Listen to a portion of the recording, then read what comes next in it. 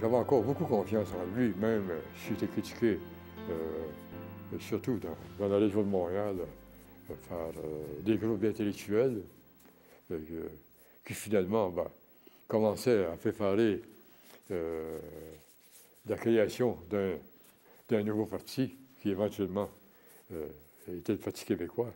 Puis là, on voyait que ça tournait pas rond dans certains milieux et que la meilleure personne à frapper dans les circonstances pour arriver plus rapidement à leur fin, c'était de frapper sur le sage, qu'on tenait responsable de la défaite de 1966. Et en frappant le chef, mais ça démoralisait les troupes. Puis, surtout, là, le langage qui sortait de tout ça, c'est que M. Lesage est de Québec, il n'est pas de Montréal. Il est loin des problèmes. Alors, c'était peut-être de bonne guerre d'avoir un chef qui venait de Québec en 1960, mais en 1966, les choses avaient changé. Alors, il a senti tout ça. Puis, il y avait des réunions qui se faisaient en catimini, à gauche et à droite. Puis, où telle personne qu'on pensait encore loyale à M. Lesage, mais il ne l'était plus, participait à ce genre de réunion, voilà, à la critique qu'on faisait de son régime, puis de sa façon d'agir, etc. À un moment donné, il a fallu forcer les choses un peu. Alors, à l'occasion d'une réunion du Conseil supérieur du parti, à Montréal, au Club de réforme, il y avait un agenda, et la réunion était présidée par Pierre Laforte, M. Lesage était présent, Bourassa était présent, Wagner était présent, Sid Coursier était présent, Paul Desrochers était présent, il y en avait d'autres aussi. Alors, moi, je voyais cet agenda, c'était un agenda de circonstances qui était là pour tenter le terrain, pour voir l'orientation de l'un et de l'autre, puis de voir qu'est-ce qu'il se fallait. Puis, je n'ai pas aimé ça. J'ai trouvé que c'était un peu hypocrite. Et surtout en faisant du chef, dans la situation où on le plaçait, où on critiquait ouvertement son autorité, on tenait responsable de la défaite de 1966. Entre autres, Wagner, qui était d'une virulence incroyable à son endroit, puis je me demande pourquoi.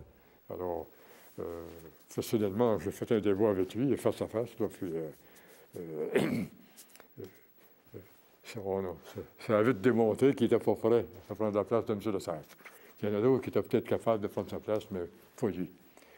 Alors, ça faisait l'effet de Bourassa, qui était assis à ma droite à ce moment-là, qui me donnait des coups de pied derrière la jambe en disant « continue, continue, continue », parce que le débat faisait son affaire.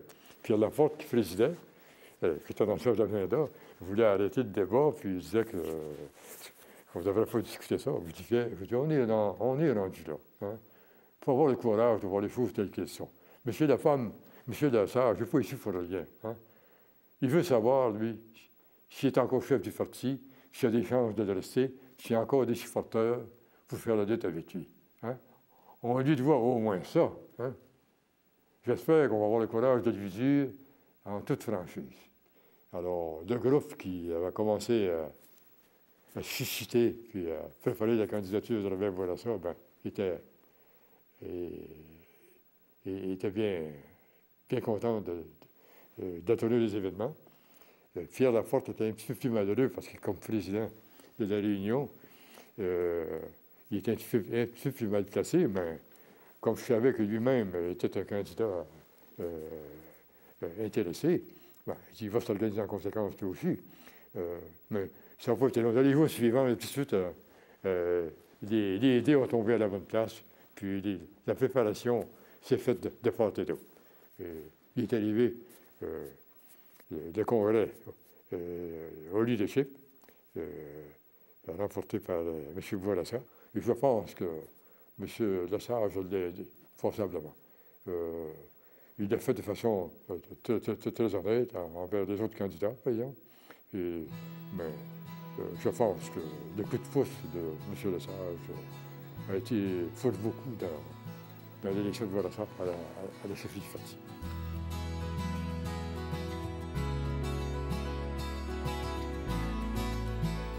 M. Lesage était un homme de charisme, hein?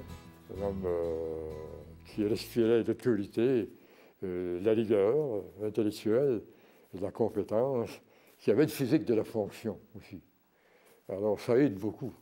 Et surtout, à l'époque dont je vous parle, là, en 1960, ça comptait beaucoup. Et il faisait une très bonne impression chez les femmes.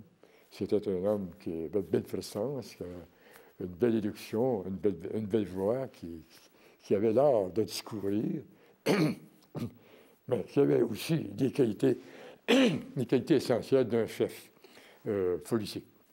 Alors, il l'a démontré abondamment par les réformes qu'il a su proposer et apporter au Québec.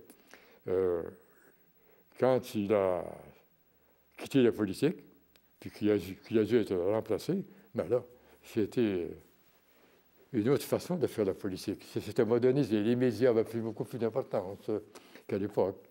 Et il est arrivé ce qu'on appelle, ce que j'appelle moi en politique, là, des professionnels de la politique, qui venaient du milieu des médias, qui venaient des écoles de sciences politiques, par exemple, des facultés universitaires, et qui, avec raison, cherchaient à avoir leur influence dans l'organisation des partis politiques et pour faire valoir leur point de vue, puis peut-être aussi aller plus au fond des choses et proposer des solutions qui seraient plus réalistes. Mais il y a été une époque où les gens auraient été mélangés un peu. Alors, quel était le rôle de la députation vis-à-vis ces personnes-là qui arrivaient dans le parti politique, puis qui avaient tendance à aller se regrouper autour du chef? De sorte que le chef était tenté de constituer autour de lui une équipe qui était en quelque sorte une organisation parallèle de ce qui était l'organisation officielle au plan de l'exécution politique. Bon. Alors, une fois nommé ministre, le premier ministre nous envoya dans nos ministères, puis faites le meilleur travail que vous pouvez faire, puis je vous fais confiance. Mais on a vite senti qu'autour de lui, il y avait reproduit en plus petit conseil des ministres un peu parallèle avec les gens dont je vous parle, et qui, à tort ou à raison, cherchaient à imprimer leur influence et faire valoir leurs compétences et conseiller le chef du mieux qu'il pouvait, mais on sentait qu'il n'y avait pas toujours une ligne de pensée, comment dirais-je, continue, et dans la ligne historique au plan de la pensée politique, puis au plan de la culture politique surtout, avec des députés qui se sentaient frustrés, avec raison parfois, et qui se demandaient, mais une fois qu'on est élu député, qu'est-ce qu'on fait? Quel est notre rôle? Alors, il a fallu constamment discuter ce problème-là avec les membres du caucus pour être capable de leur faire jouer un rôle beaucoup plus déterminant dans la législation, puis dans l'exécution des politiques aussi. Parce qu'entre nous, un député qui était compétent, c'était celui qui était le mieux placé pour connaître les besoins de son comté. Il faut être capable de dire au chef du parti, aux ministres et à au personnel qui entourait le conseil des ministres, quels étaient les problèmes, quelles étaient les solutions les meilleures à apporter. Bon, alors, ça dure encore, ce problème-là.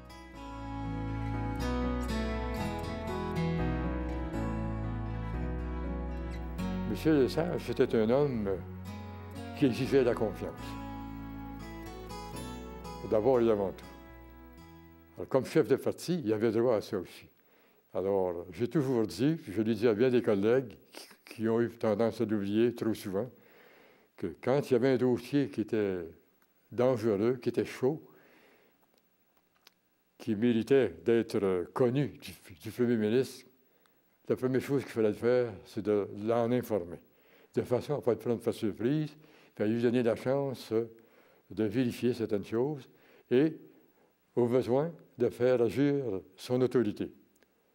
Et de ne pas le placer dans des situations embêtantes où, au plan politique, il peut avoir certaines difficultés, où son autorité peut être mise en doute, et surtout, où sa transparence et sa crédibilité peut être mise en danger. Alors, il y en a qui l'ont oublié, ça. Et ça a créé des tensions dans le parti, au sein du Conseil des ministres, et avec raison. Et, alors, il a fallu qu'il y ait quelques bêtises commises pour qu'on puisse réaliser jusqu'à quel point c'était vrai, ça. Et que M. Lesage, avec le genre de personnalité qu'il avait, c'était de la façon que ça devait marcher. Avec M. Bourassa, on pouvait prendre une méthode un peu différente, parce qu'il manœuvrait de façon différente. Il était difficile à cerner. Avec M. Lesage, quand il avait content, ça paraissait tout de suite qu'il l'était. Hein? S'il n'avait pas fait une bonne décision, on s'en apercevait vite que la décision n'était pas à son goût. Mais il fallait les moyens pour le corriger, par exemple. Hein? Si on s'est trompé, on reviendra et on prendra les moyens pour corriger la situation. Avec M. Bourassa, c'était beaucoup plus indéfini. Ça prenait beaucoup plus de temps. Des fois, c'était noyé pendant un certain temps. Il se revenait seulement qu'un peu plus tard, à l'occasion d'un autre problème, puis ça finissait par se l'aider. Mais c'était plus laborieux pour les membres du Conseil des ministres. Il fallait être capable de lire M. Bourassa de façon différente qu'on était capable de lire la façon de travailler de M. Lesage.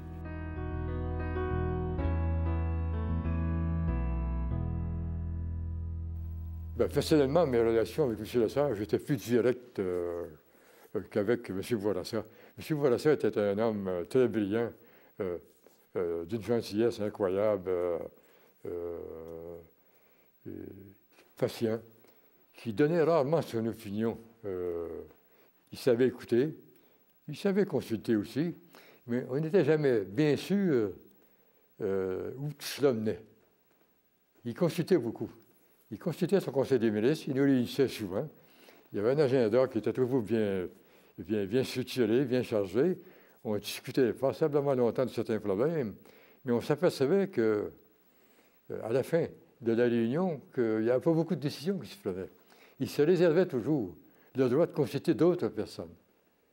Et en particulier, M. Ryan, qui est maintenant décédé, mais qui était une personne consultée de premier ordre.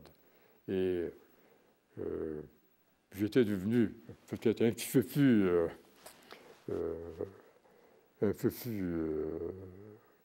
comment dirais-je,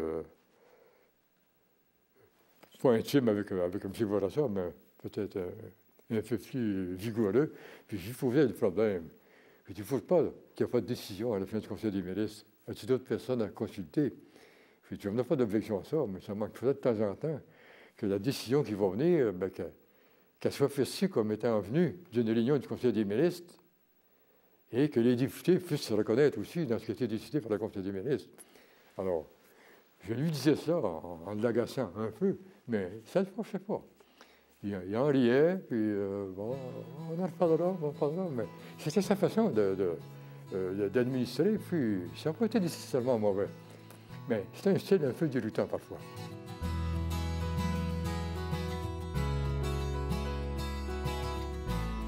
Bon, bien franchement, j'étais très heureux que le Premier ministre Bourassa me confie de nouveau la tâche d'administrer le ministère de la Voirie, parce qu'il y avait des choses qui n'étaient pas terminées, que j'avais le goût de continuer. Mais j'ai accepté avec plaisir. Puis il me l'a annoncé de façon assez particulière, qui était un peu une marque de commerce de Robert Bourassa. Alors, il avait convoqué ses députés dans la salle des bulles privées, des bulles publiques. Là. Alors, j'étais à Drummondville à ce moment-là. Alors, je suis arrivé un petit peu en retard. Alors, à la fin de la réunion, alors, je m'en vais le saluer. Il a fait mes félicitations. On salué des collègues, puis les féliciter de leur élection, tout ça. À un moment donné, il m'a pris à part. Ça a duré une fraction. Il m'a dit, Bernard, tu faut retourner à ton ministère demain. C'est comme ça qu'il m'a annoncé qu'il me nommait ministre de Voirie. Il dit, tu faut t'en aller travailler à ton ministère demain. On me dit, qu'il y a quelqu'un qu'il faut avertir, des sous-ministres, puis des états-majors du ministère. Alors, il faut que je sois au courant. Il dit, inquiète pas, il n'y aura pas de problème. C'est comme ça qu'il m'a annoncé.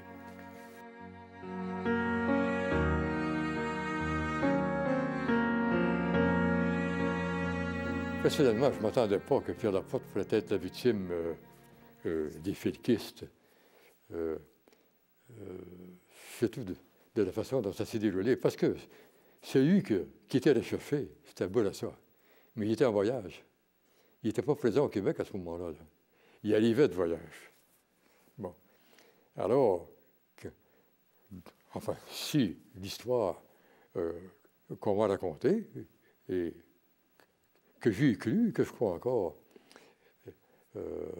ça révèle la vraie histoire. Quand les felkistes se sont présentés dans la région de Sorel pour vérifier si le premier ministre Bourassa était revenu de voyage, mais il n'était pas là pour rien. Il y avait des vues, mais il n'était pas rentré. Alors, probablement qu'il devait y avoir de la sécurité dans la région. Ça, je pense bien qu'il ne faut pas l'oublier. Alors, ils ont peut-être trouvé que la soupe était trop chaude. Hein? Alors, ils ont viré de bord, puis ils ont pensé à d'autres choses. Alors, ils s'en tournent sur la route 13 ou 30. Alors ils passent devant la résidence de Pierre Laporte, puis ils l'aperçoivent en train de jouer au football avec son petit-fils. Alors, ils voient là l'occasion, puis ils s'en sont emparés. Alors, ça, c'est une surprise.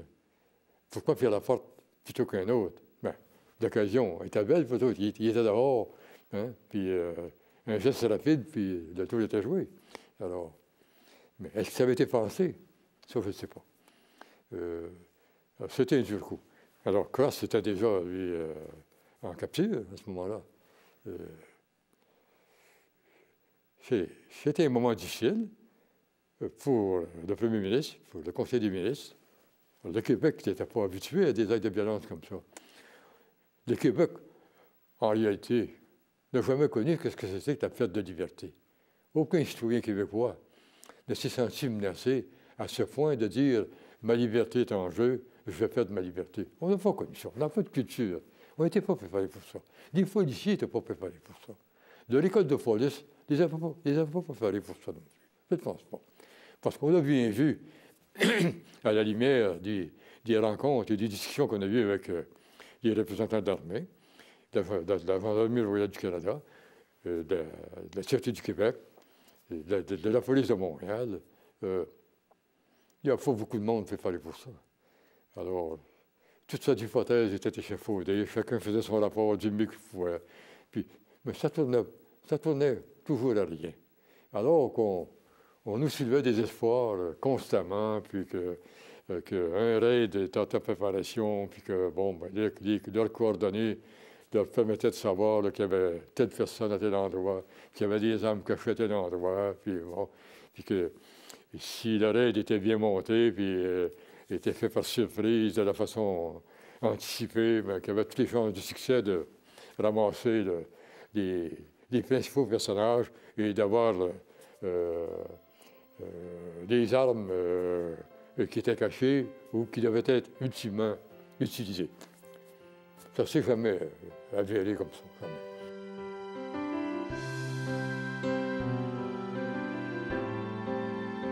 Si la police n'est pas en mesure de nous aider plus que ça, quel est le pouvoir de ceux qui sont élus en pareil domaine? Alors, on s'est réunissait une fois à Québec, une fois à Montréal, à l'Hydro-Québec, une autre fois au 37e étage de Reine-Élisabeth, le plus souvent le soir et la nuit, que ça soit plus secret, peut-être plus dramatique aussi. Mais ça ajoutait beaucoup à la tension. Personnellement, je n'ai jamais été tellement convaincu que la police avait la maîtrise de la situation. Et j'en ai été de plus en plus convaincu lorsque le chef de police de la ville de Montréal, qui était récemment nommé. C'était un jeune chef, là. À un moment donné, a presque craqué littéralement devant nous. Il était fatigué, nerveusement. Il était au bout là, de son fuseau, puis il nous a dit des vérités qu'on ne pouvait pas ignorer. Alors, c'était pas nécessairement de la panique, mais tout comme. Mais ce qu'on ne savait pas, c'est que M. Drapeau était maire de Montréal. C'était un personnage assez spécial. Hein? Il s'en allait en élection municipale, lui. Il voulait la gagner. Alors, il avait intérêt à dramatiser la situation le plus possible pour arriver à ses fins. Et il y avait à son service un avocat de son contentieux, dont le père était juge, dont le père était ministre de l'Union nationale, et est devenu juge par la suite, et qui ne participait pas, comme on dit, à calmer les esprits non plus. Hein? Puis, alors, Saunier, qui était le président du comité exécutif, qui était un homme de rigueur, très compétent, puis qui maîtrisait ses dossiers, puis qui était calme habituellement. Lui aussi, là, on sentait la panique chez lui. Ça m'a surpris un peu. Alors là, on a vu qu'il jouait des jeux qui étaient assez inquiétants.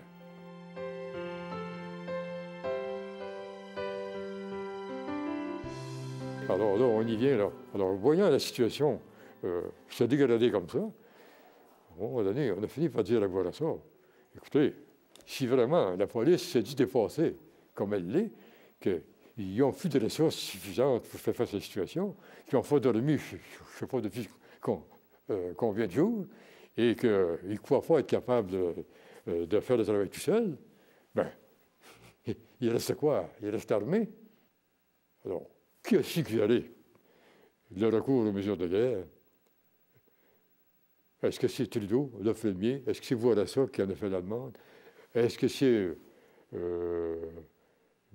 Drapeau, Saunier et compagnie? Je suis convaincu que c'est venu beaucoup plus du palier municipal. Alors, on voyait que les relations entre les représentants de l'armée, de la GRC, de la Sûreté du Québec, puis la police de Montréal, c'était pas toujours bien allumé, puis dans la meilleure issue de coopération. Ils se cachaient des renseignements, puis alors, chacun avait donné l'impression de faire sa stratégie. Alors, je trouvais que c'était pas rassurant. Alors, j'ai dit au premier ministre, je lui ai dit, écoutez, là, on en est rendu là. Alors, je lui ai dit, si l'armée est au service du Québec, comme elle doit l'être au service de toutes les autres provinces, j'ai dit, je ne vois pas pourquoi on s'en priverait. Alors qu'elle fasse son travail. Bon. Alors, sans peut-être participer à lancer l'idée d'avoir recours aux mesures de guerre, mais c'est pas Bernard Pinard qui a inventé la formule, c'est pas Bernard Pinard qui a eu la décision finale. Alors, Bernard Pinard faisait simplement refléter l'opinion de bien d'autres, mais que d'autres ne disaient pas aussi vigoureusement que je le faisais. Bon. Mais ça n'a pas été long alors que ça s'est décidé, parce que c'était déjà dans un des scénarios qui était envisagé. À mon avis, est-ce que c'était une erreur, ça? Vous imaginez-vous là, que dans une situation comme celle que nous vivions, avec les troubles sociaux que nous vivions, des grèves violentes par lesquelles on passait, alors une élection municipale qui était vigoureuse à Montréal, le Drapeau voulait avoir une victoire étincelante, puis il était prêt à écraser tout le monde pour l'obtenir. Les syndicats qui étaient fâchés, les chefs syndicaux entre autres, qui voient comment tuer une reine au régime en place, hein, puis qui fléchaient la révolution, purement et simplement, hein, à part le gouvernement, hein, ça a été dit. Alors, on finit par tirer des conclusions. Ils sont prêts à aller loin.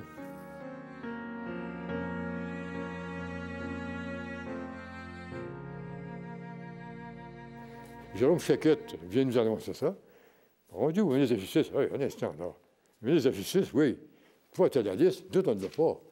Bon, on est membre du Conseil des ministres, c'est une décision à caractère conjoint qu'on voit ici. C'est pas la décision du ministre de la Justice ou c'est pas la décision du Premier ministre, c'est la décision du Conseil des ministres du gouvernement du Québec. Alors, cette liste-là, est-ce qu'on peut l'avoir?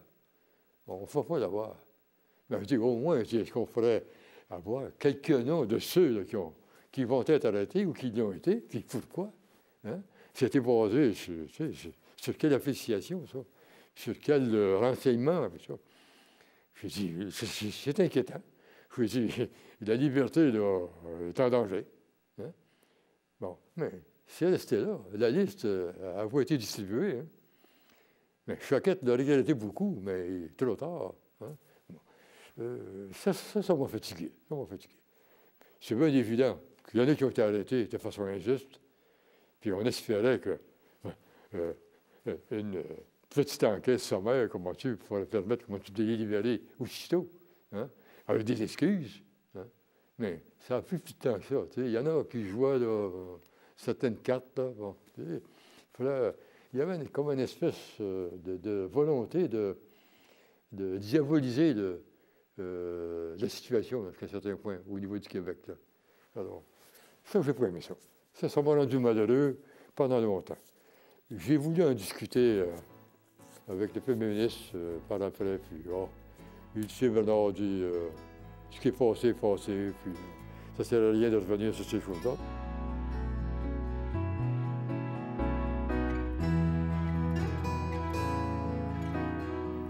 J'ai beaucoup aimé la politique. J'ai beaucoup aimé le travail qu'on m'a confié dans les ministères que j'ai occupés. Alors, quoi qu'avocat, j'avais le goût des choses techniques.